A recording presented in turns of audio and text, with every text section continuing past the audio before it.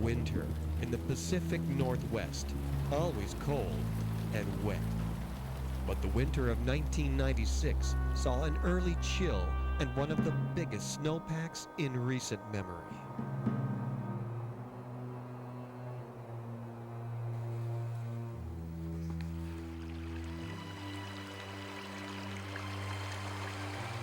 When the warmer rains finally arrive, the melting snow sends runoff to record levels. The Nisqually River goes on a rampage, carrying dirt, rock, and trees downstream.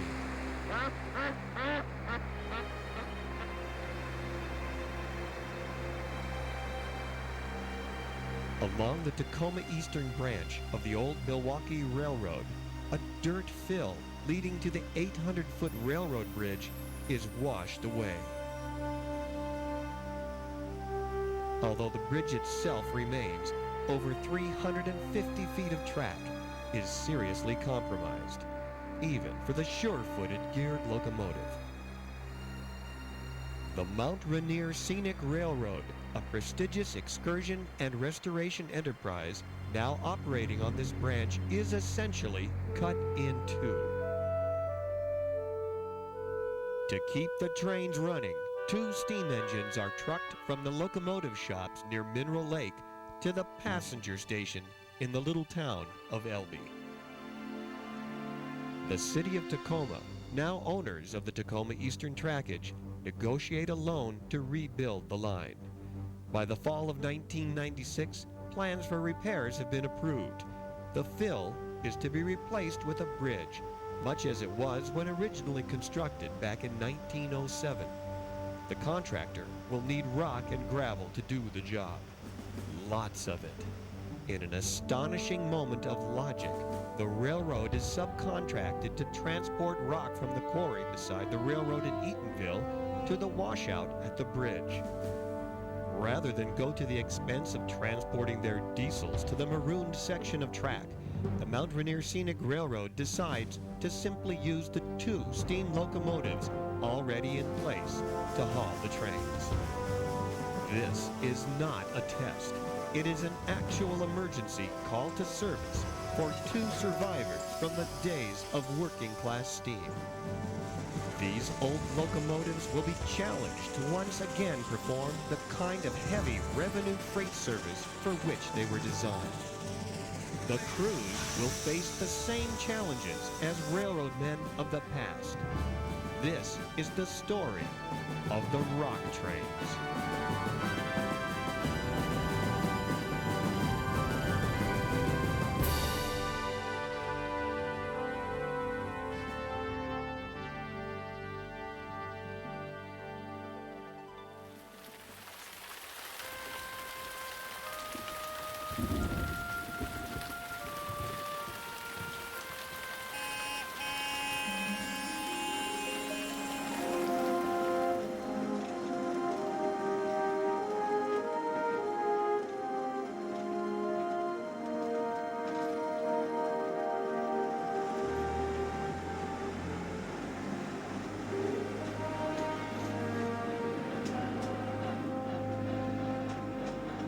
Since 1981, the Mount Rainier Scenic Railroad has been a haven for Northwest steam, restoring locomotives with a precision and dedication that has earned them worldwide respect. Rail fans and tourists have come from far corners of the globe to see firsthand the exciting work being done here.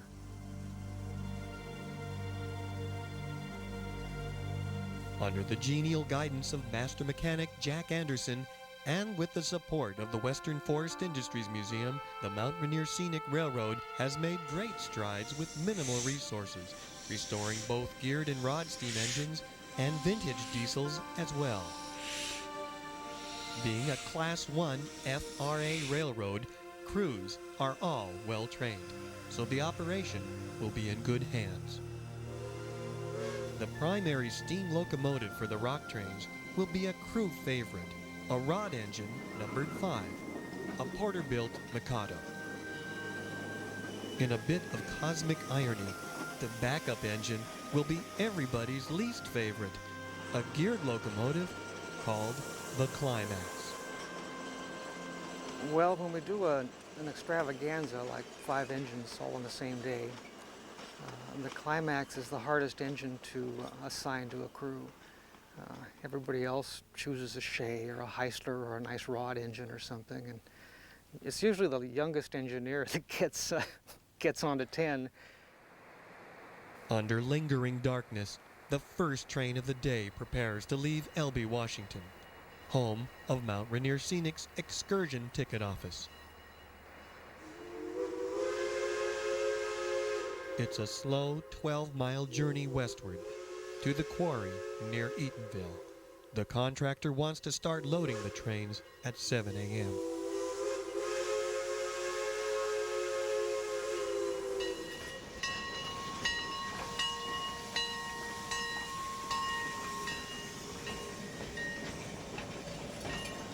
With only a passing track at Eatonville, where the station used to be, Number 5 must run around the cars and now tender first, drag them 1/2 mile back up the hill to the quarry.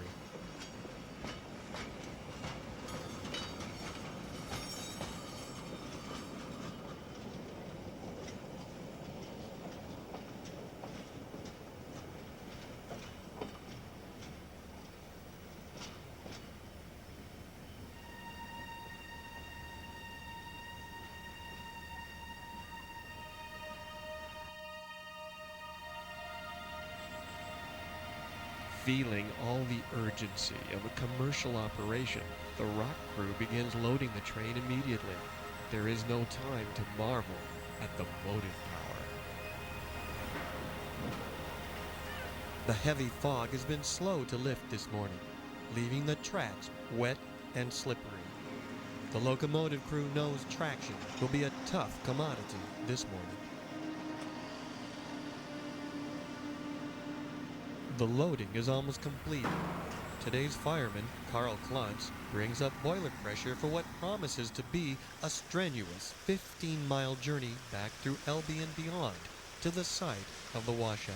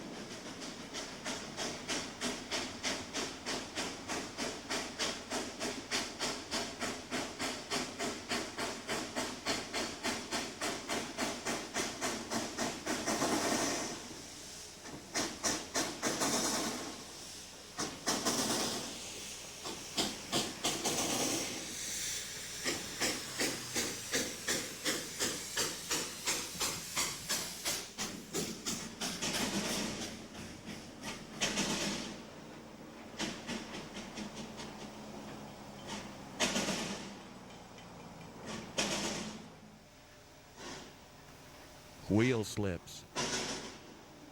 They are hard on a locomotive.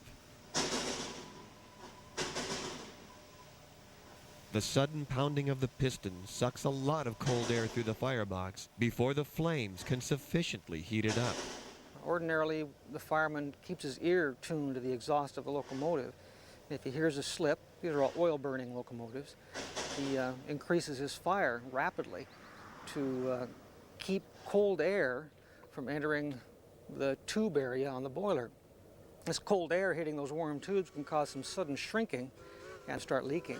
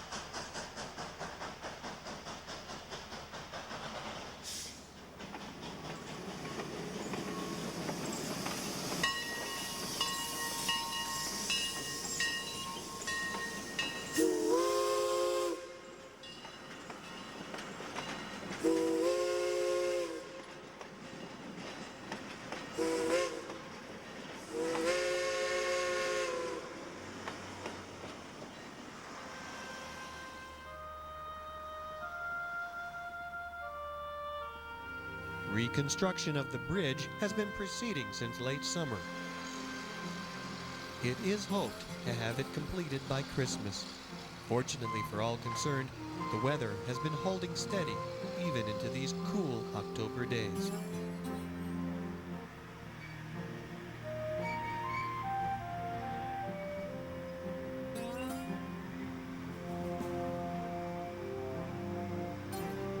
The section being rebuilt was originally a covered trestle. In 1968, the Milwaukee Road diverted the river in order to replace a portion of the aging trestle with a dirt fill. It took a while, but after 28 years, the river reclaimed her original course.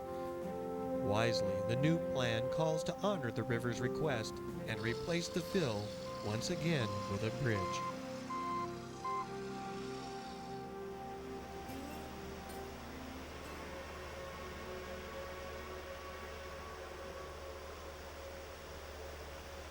That's the train signaling to cross nearby Highway 11.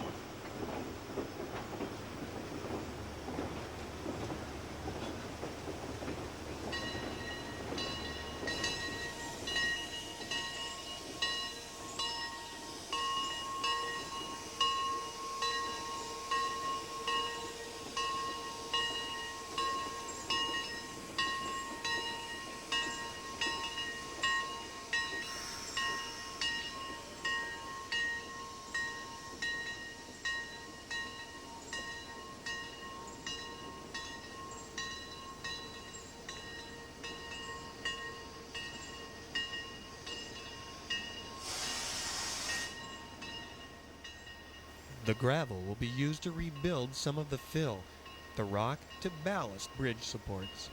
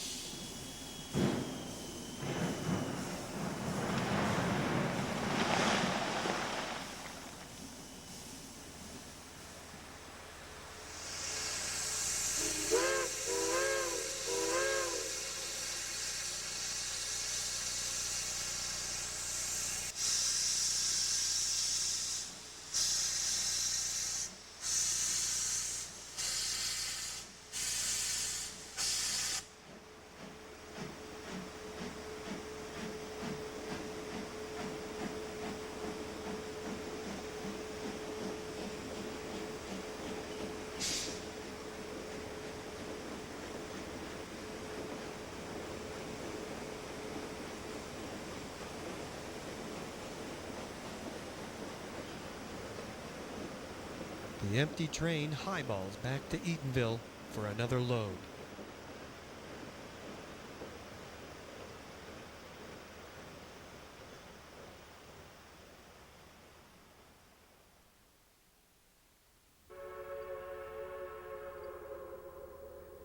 The railroad itself is well over a century old, dating back to 1887. At that time, local timbermen needed to get their logs to Tacoma with its mills and its tidewater port. Their answer was the creation of their own Tacoma Eastern Railroad. The Tacoma Eastern began to provide common carrier services probably 10 years before the Milwaukee took over in 1919. 50 years later, in 1979, the Milwaukee Road passed into history. But logging giant Weyerhaeuser acquired the line, adding the trackage to their Chehalis Western Logging Railroad. When Weyerhaeuser discontinued their railroad operations in 1992, the line was acquired by the city of Tacoma and is now operated by the Tacoma Belt Line.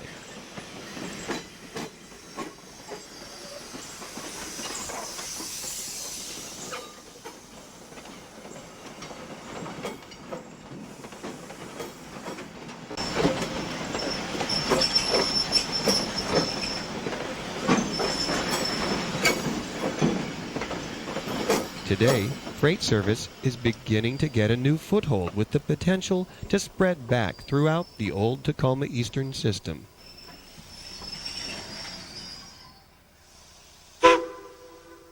In front of the boiler, sitting underneath the stack, is the smoke box. Here, the hot gases from the fire collect before being blasted out of the stack by the steam exhausting from the pistons.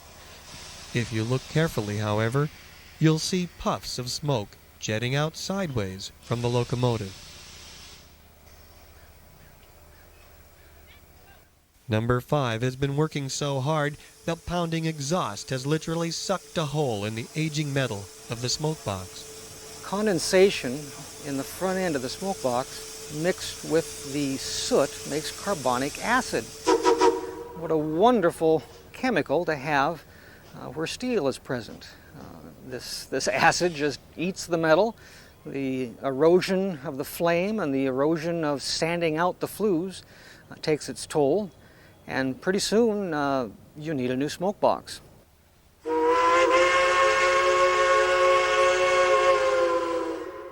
Smoke boxes are vulnerable. They're kind of an expendable part.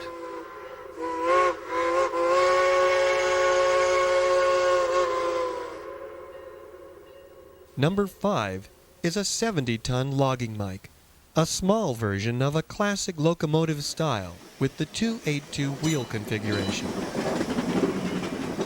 Manufactured by the Porter Company in 1924, she first went to work for the Carleton and Coast Railroad in Oregon as their number 55. Logging locomotives like this seem born to wander, and she was later sold to the Port of Grays Harbor, becoming their number 5. She was retired in 1959 and put on display until being restored by Mount Rainier Scenic in 1985.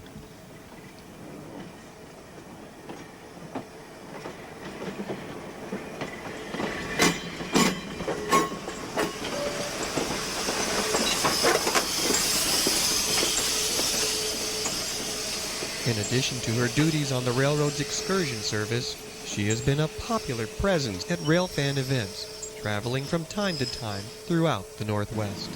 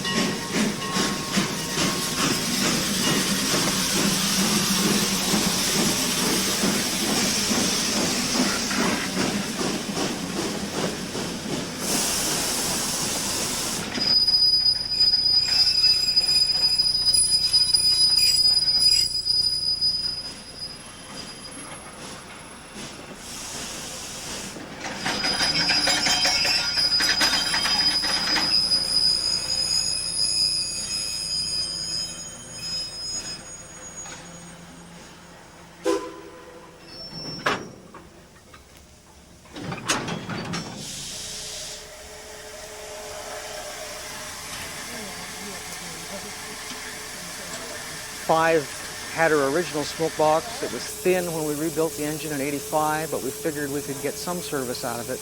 Our rebuild philosophy is if there's some life left in a part, why not use that life up and then replace the part, rather than just replacing it for the sake of saying we changed all these bearings.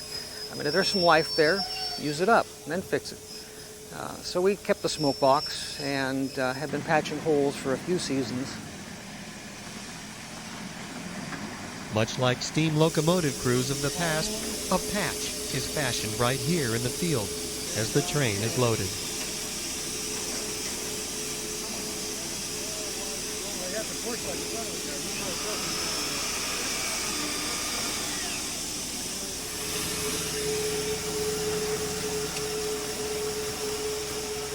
It was nice that the guys at the quarry had their blacksmith shop, and they hammered and riveted a little sheet iron patch for the side of the smoke box. Because the quarry is on a grade, the train backs downhill for each car as it is loaded.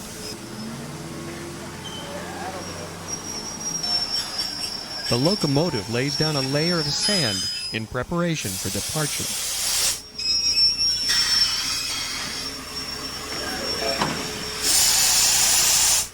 Hauling these capacity trains of rock. About 500 tons was the train, which doesn't seem like much compared to the big trains that are hauled on the main lines nowadays. But on a nearly 2% grade, which was steady for 8 miles coming out of Eatonville, it was all 5 could get started. The quarry was on the grade, and they would fill you up and you had to go. For the second and last trip of the day, we'll honor an invitation from Mount Rainier Scenic Railroad's engineer, Tim Dauber, to see things from his perspective with a ride in the cab.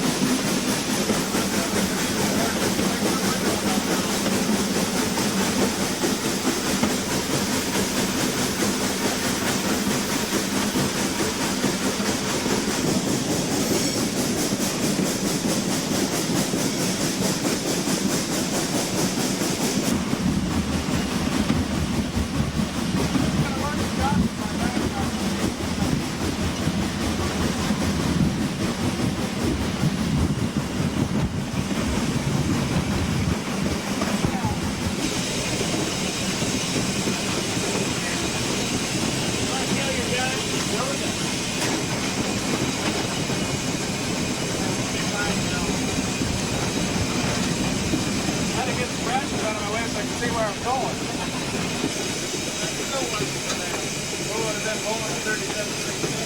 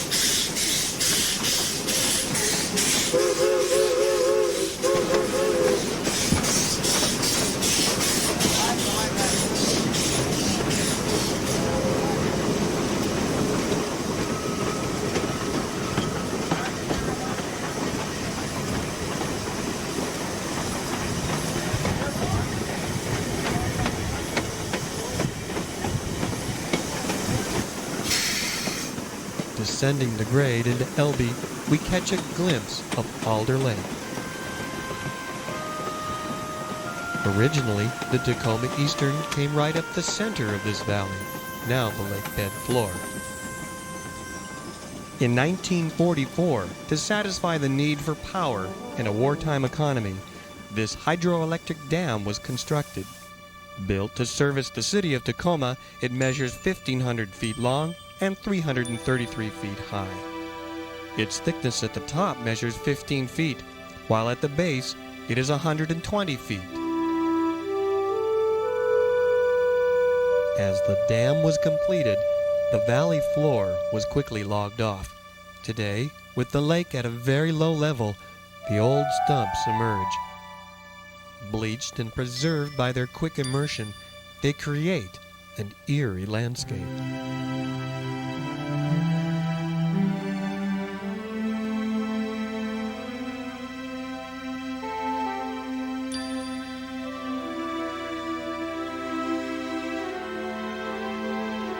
With the old route no longer available, the Milwaukee relocated the track up here on the side of the hill.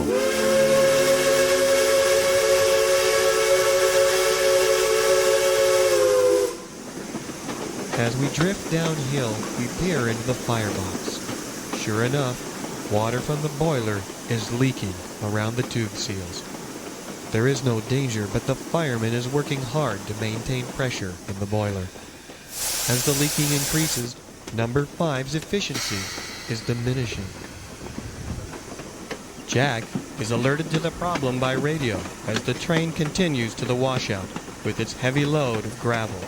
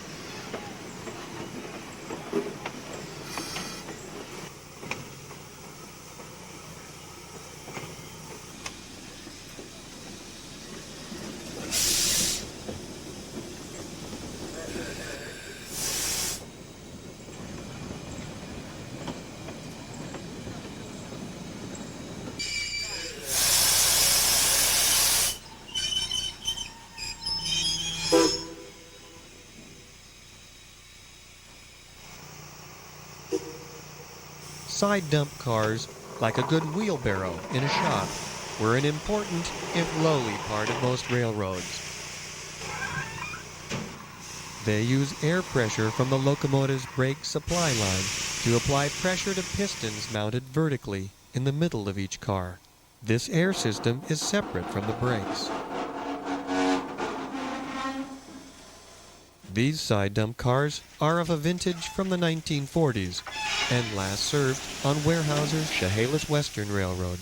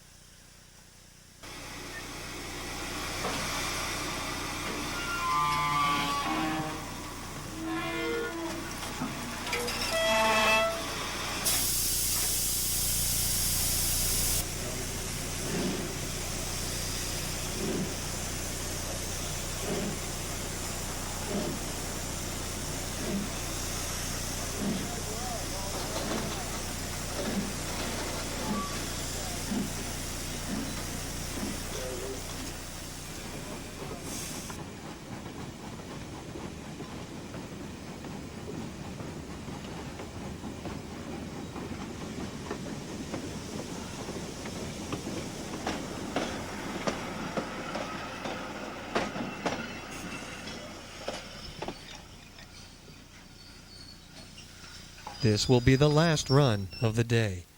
The train departs for Elbe. Jack Anderson will be waiting with a pickup truck full of tools from the engine shop at Mineral. Number 5's fire will be damped down as quickly as possible, but it will be well after dark before it will be cool enough to work on. We did get a bunch of leaky tubes after one trip. I went in the firebox and caulked the leaky tubes. That was fun, and very quietly in the town of Elbe. I worked all night to finish up the tube repairs on 5 and get a fire in her. By 3 a.m., the verdict is in. Number 5 will not be ready for service. So when the crew came on duty the next morning, they actually had a different locomotive that they didn't expect.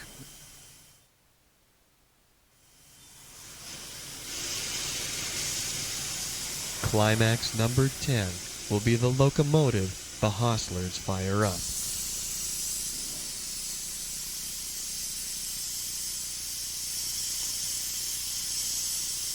Arriving at 5 a.m., the train crew greets the news with mixed reactions, from whoops of laughter to sighs of disgust. The climax.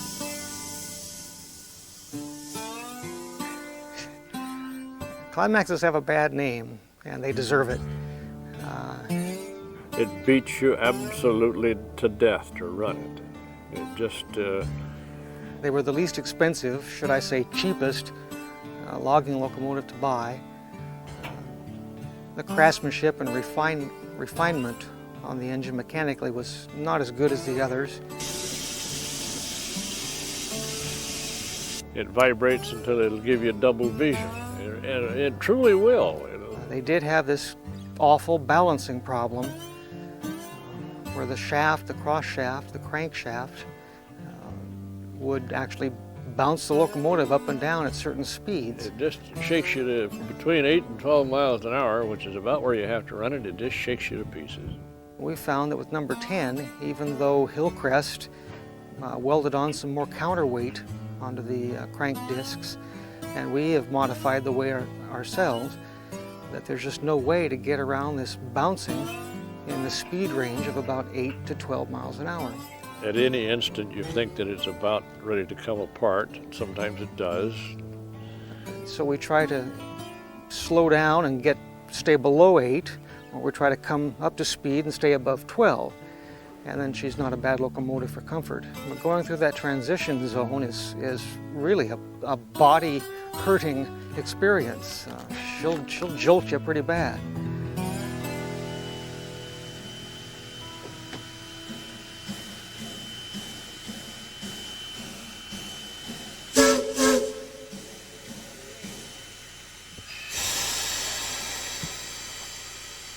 With the climax on the point, the train of empties departs for Eatonville.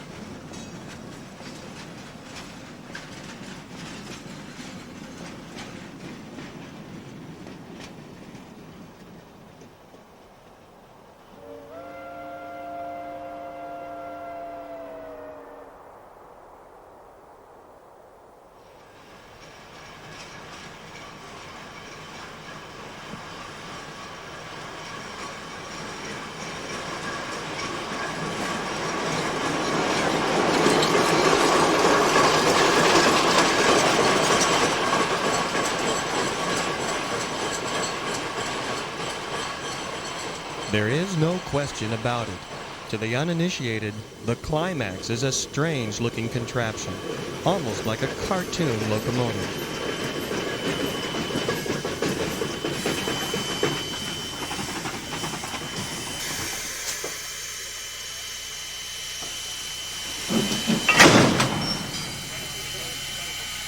Don't need a scratch. No. Oh, well, that ain't a joint.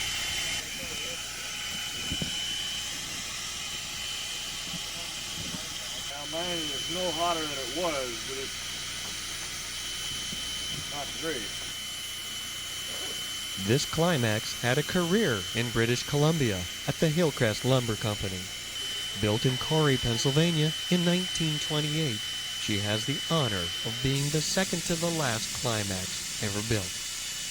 Although weighing only 70 tons, she was also one of the largest. Originally given the 3 spot by Hillcrest, she was later reassigned the number 10. Hold on, we'll worry about it later.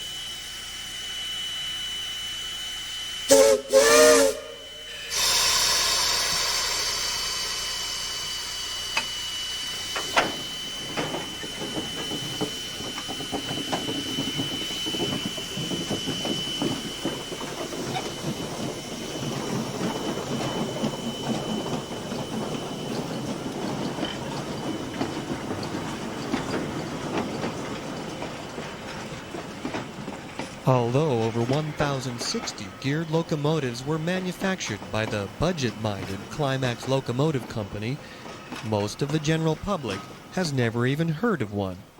They labored out of sight with the rest of the geared engines in the backwoods or in mining operations throughout North America.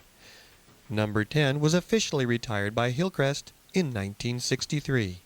I can't verify it, but I have heard that when it was up at Hillcrest, they would run it pretty fast. And my understanding is that they'd run it 5-6 days a week and then put it in the shop Sunday and fix everything again so they could run it the coming week. So she was shopped pretty regularly. Power is transferred from the pistons to the wheels via the discs, which are geared to a shaft running down the center of the locomotive.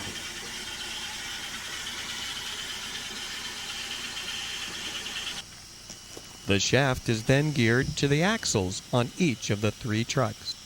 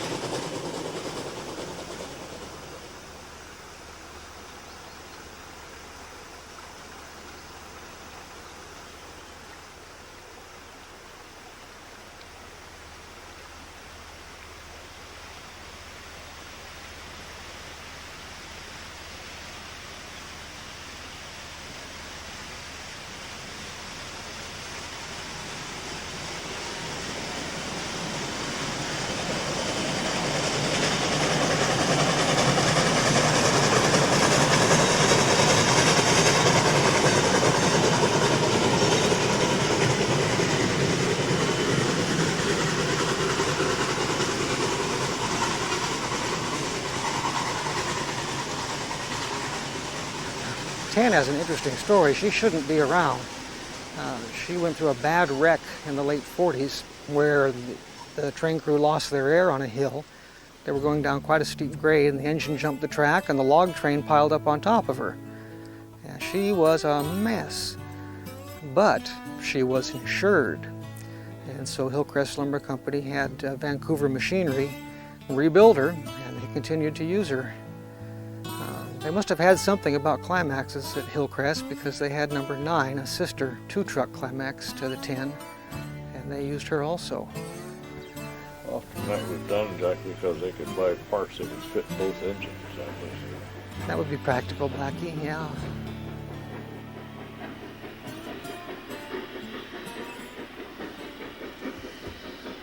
I shouldn't put her down too much. She's a neat looking locomotive. She's got a nice voice.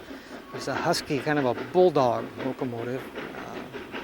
Nice machine as far as logging equipment goes. But she's got these idiosyncrasies that kind of take some of the joy out of it.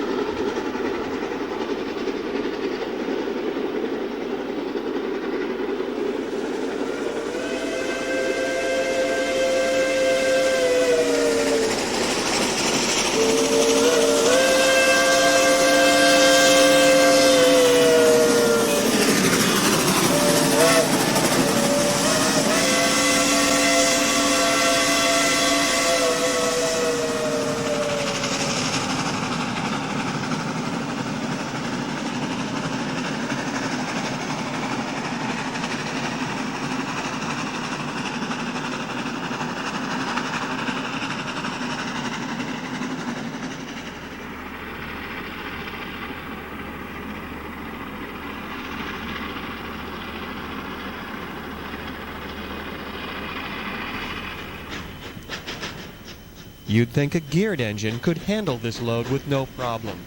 But when number 10 tries to take the whole train through the steep Park Junction Y, the 70-ton Climax proves to be a little light on her feet.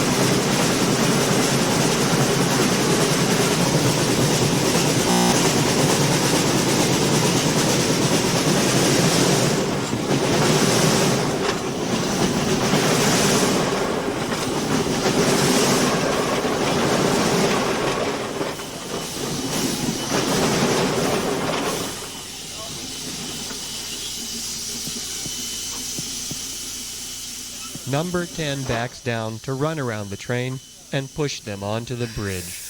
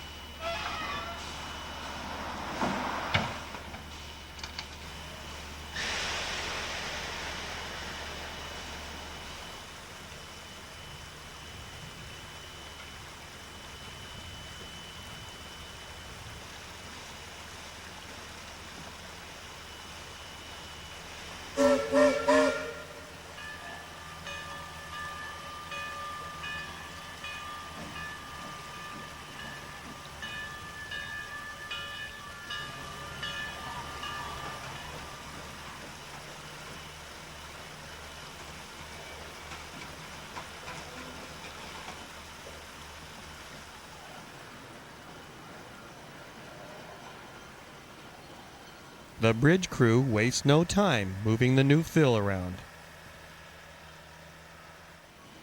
The oil-fired Climax completes her first day's run without major incident. But number 5 is still not ready to go. Much to the bemusement of the train crew, number 10 will run again tomorrow.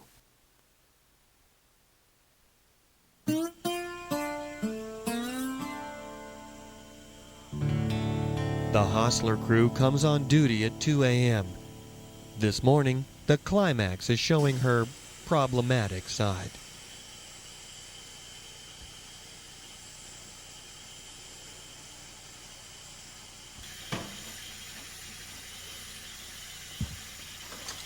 Before departure, a hydrostatic lubricator must be changed out.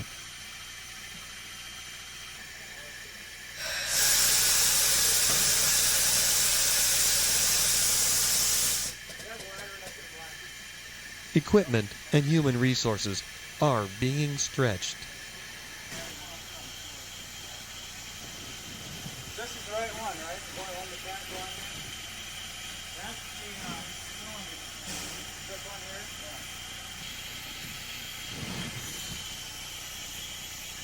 Yeah. In case anyone on the railroad forgets, an excursion sign seen in the cold night air reminds everyone what exactly is going on here.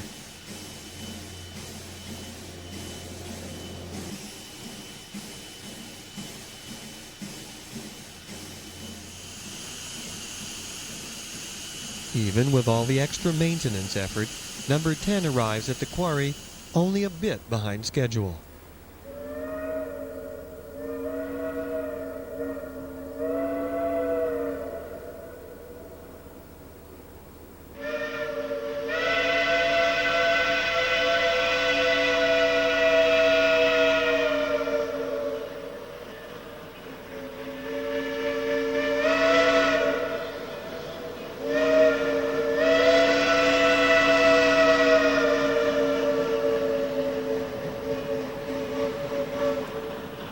However, by afternoon, it becomes obvious to anyone listening something is amiss with the Climax.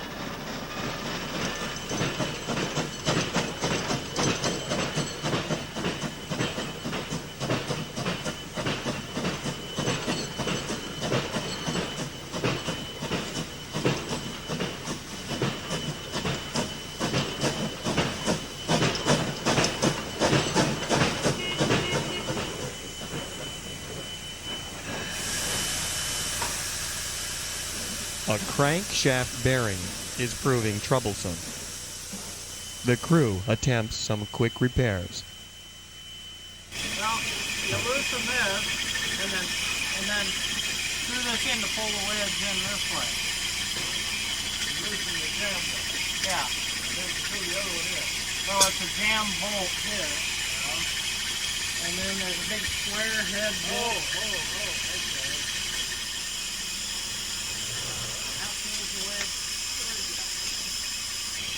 Yeah, way loose. I can't move it.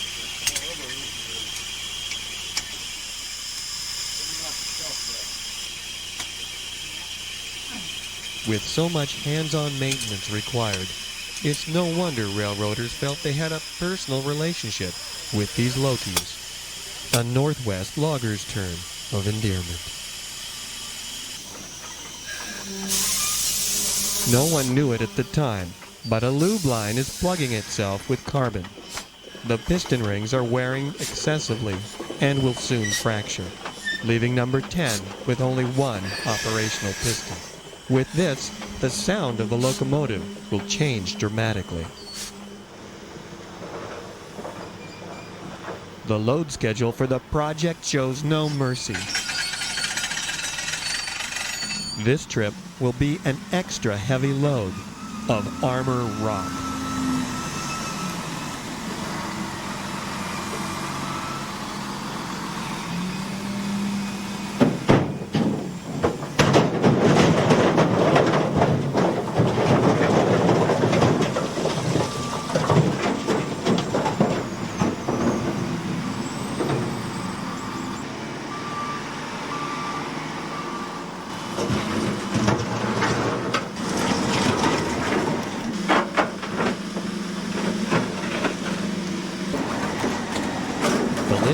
Quarry is owned by Randall Sand and Gravel of Frederickson, Washington. Perhaps one of the reasons the railroad was first considered to haul the rock could be due to its owner's enthusiasm for railroading. However, bottom line, when all the bills were tallied, the contractor realized a cost saving by choosing to transport the loads by train.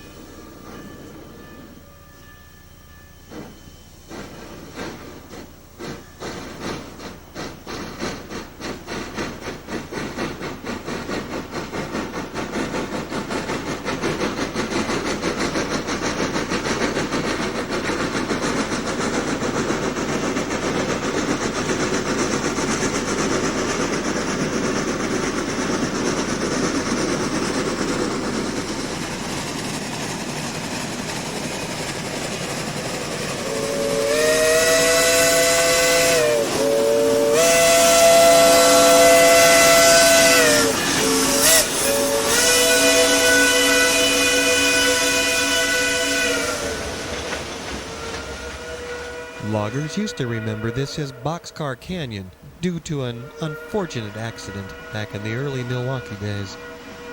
The wayward piece of rolling stock has, long ago, since been removed.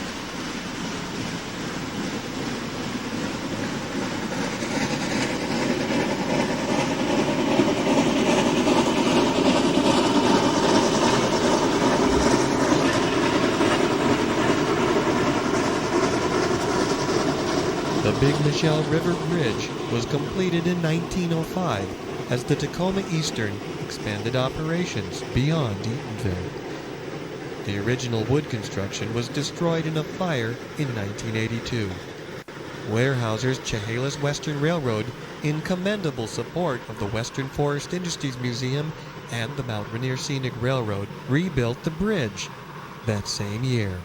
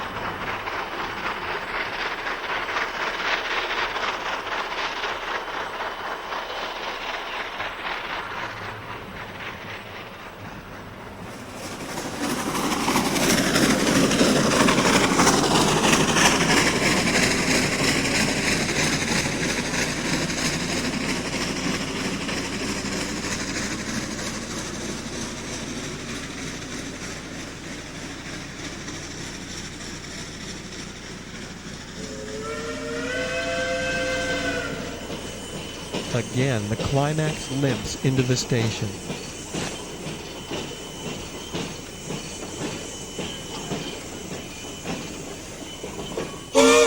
Jack crawls out of number 5's firebox to quickly add shims to number 10's main crankshaft bearing. This must have been the kind of demands placed on crews and steam mechanics on all the old logging railroads. Right in the field, make whatever quick fixes are necessary to keep a locomotive operational, and then quickly return to repairing the locomotive that isn't. It's hard to imagine that back in those early years, when I was younger and had more energy and strength, that we would actually run this darn machine 7 days a week. It seems impossible now that we could have tolerated that, but we did, and she kept the railroad going for a long time. In spite of all its mechanical quirks, Jack does have a soft spot for Climax number 10. Believe it or not, the first steam locomotive I ever ran was this Climax up at Hillcrest. My folks, would take me around to where they could find steam locomotives, and we had heard a rumor up on Vancouver Island that occasionally number 10 was let out to do some fan trips. We happened to be in the right place at the right time, and the current owner, Mr. Ferguson of Vancouver, actually let me and a friend run the locomotive a little bit. That was kind of a strange experience because I opened the throttle for my first time, she started to move, and then by golly, she started to hop. And I didn't have any idea what was going on. Hop, hop, hop, hop, hop. And the owner said, well, do you give her more throttle or less? And I didn't have a clue. But we got over the hopping speed and she finally settled down. Yeah, given my druthers, it would not have been a Climax that I would have operated for my very first time. Since the train crew has gone dead on hours, Jack decides to test out his repairs firsthand as Tim Daubert relieves the firemen. Hold on to your hats, we're climbing on board.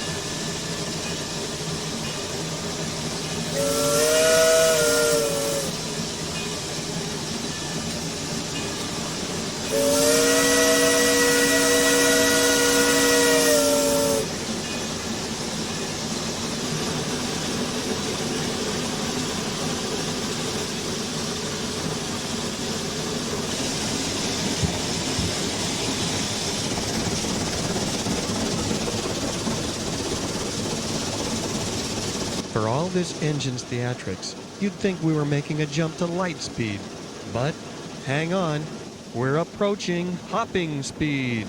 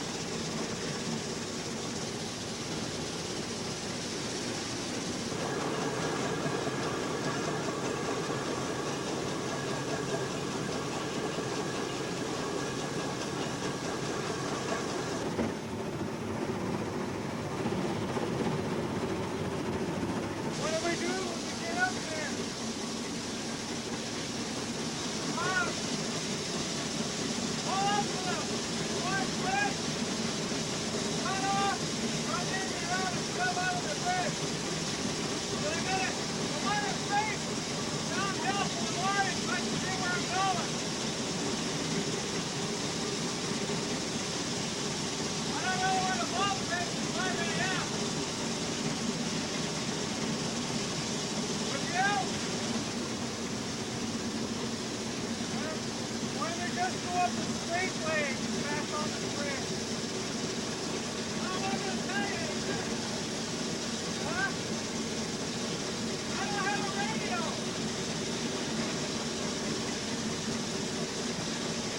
I got a ground bus. I'm here anyway.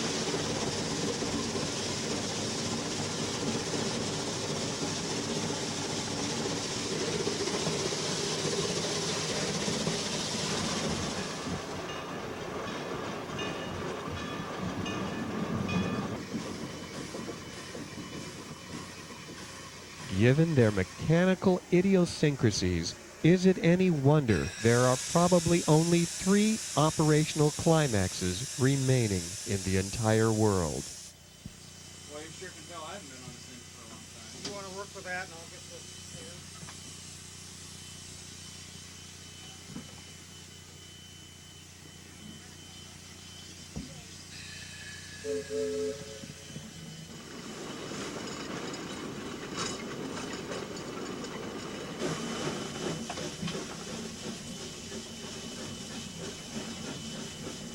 But it's interesting how things come around, because here she is, and I've had an opportunity to rebuild her and maintain her for all these years, and she was the very first one I played with.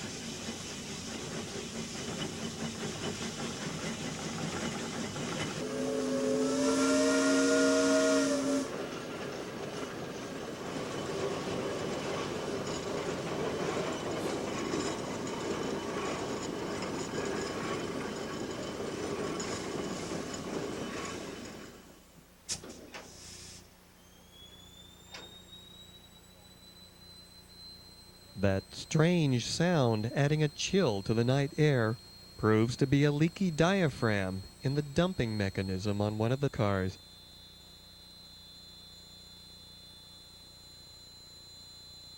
As if taking a cue from the faltering Climax, now one of the side dump cars is refusing to dump. Tim tries to assist.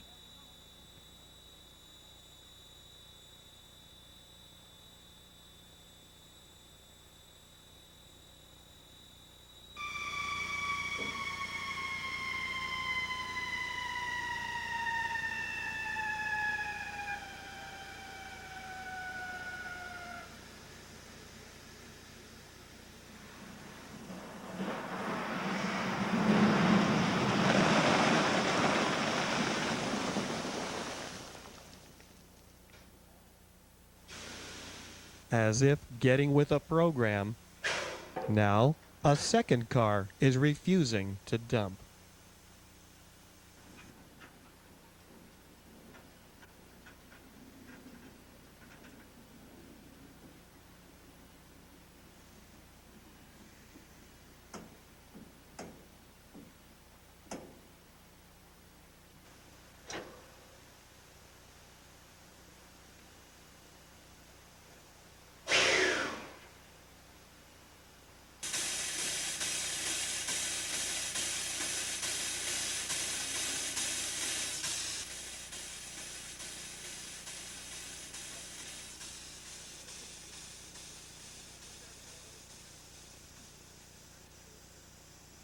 What at first was a joke now seems like a pretty good idea.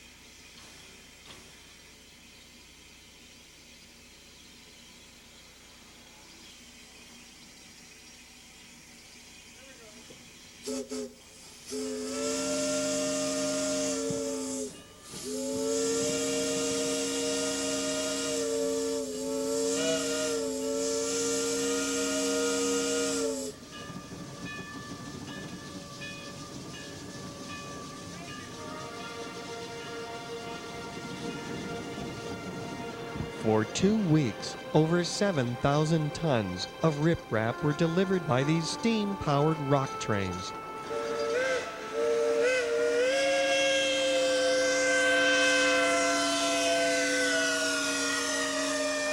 To witness steam engines once again in this kind of heavy service has been a rare and fascinating sight.